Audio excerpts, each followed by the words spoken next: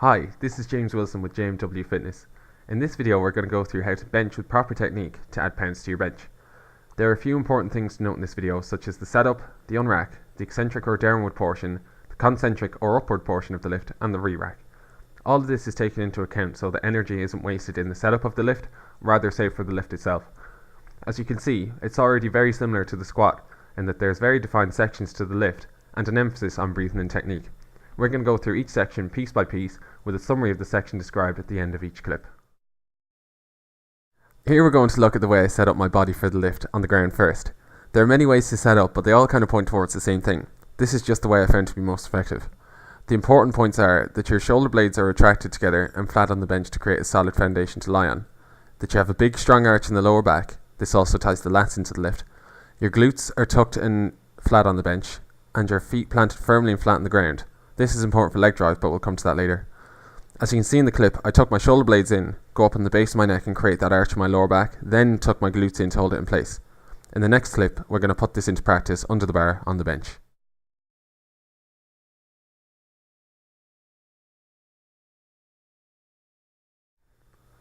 So what we're doing here in this clip is putting the stuff from the last clip into practice under the bar. I do this with every single set I do, including warm-ups, as perfect practice makes perfect. I start on the very edge of the bench, then lie back and bring my eyes level with the bar, then take my grip, which is even on both sides, using the power rings to judge this. I'm bringing my shoulder blades together nice and tight, then pushing up on the base of my neck to get the tight arch going in my lower back, while at the same time maintaining the retracted shoulder blades. Then drop my glutes down onto the bench and tuck them in place to hold the lower back arch and the shoulders in place. Then plant my feet firmly in a position that will let me drive the bar up with my legs. And yeah, it might look funny, and it isn't the most comfortable thing in the world, but it took my bench from 80 to 100 kg in a few months, which was pretty sweet. And the idea of this leg drive might seem a bit alien at the moment, but there's one key to doing it. It's just doing it, driving with your legs.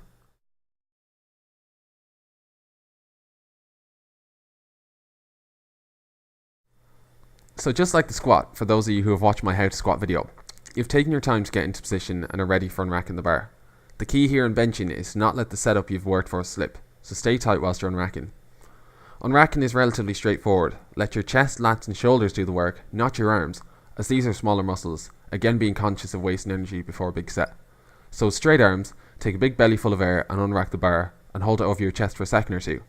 This is a little technique to shorten the bar path. This little pause might not seem like much, but your upper body will settle into position a small bit more, decreasing the bar path.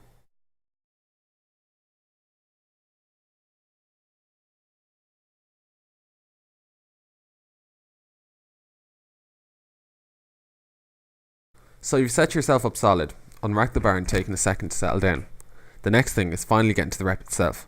Just like the squat, you're going to want to lower the bar slowly, touch your chest around your sternum area, usually on the nipple line, and explode up. Fairly straightforward, but there's a few things to note. Just like the squat, you're going to hold your breath from start to finish of the rep, grip the bar good and hard, and you're not just lowering the bar to your chest, you're pulling the bar down with your lats, controlling it the whole way.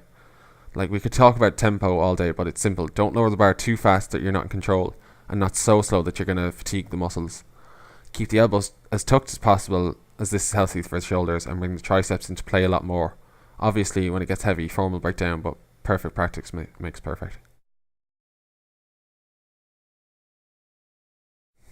The concentric portion and re-rack are the easiest parts of the lift. After staying tight through the first part of the rep, it's time to let all that coiled up energy go and explode up through the rep.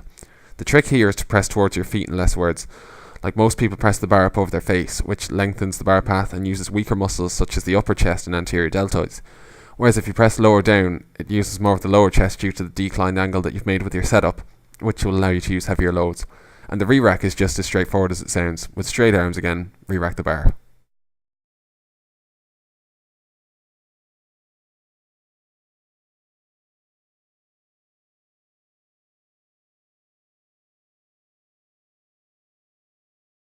So you've put it all together and have good solid technique. The next step is adding weight, and it's as simple as it sounds. Stick to low reps with good form, and each week or each session, depending on your level, add small amounts to the bar in a linear fashion. This is called progressive overload. Good examples of this are seen in Bill Starr's and Reg Park's 5x5 or newer versions such as Mad Cow and Stronglifts. Basic barbell program that with plenty of calories and dedication is pretty much guaranteed to add pounds to the bar. Hope you picked something out of this video that'll help you reach your goals. Thanks for watching.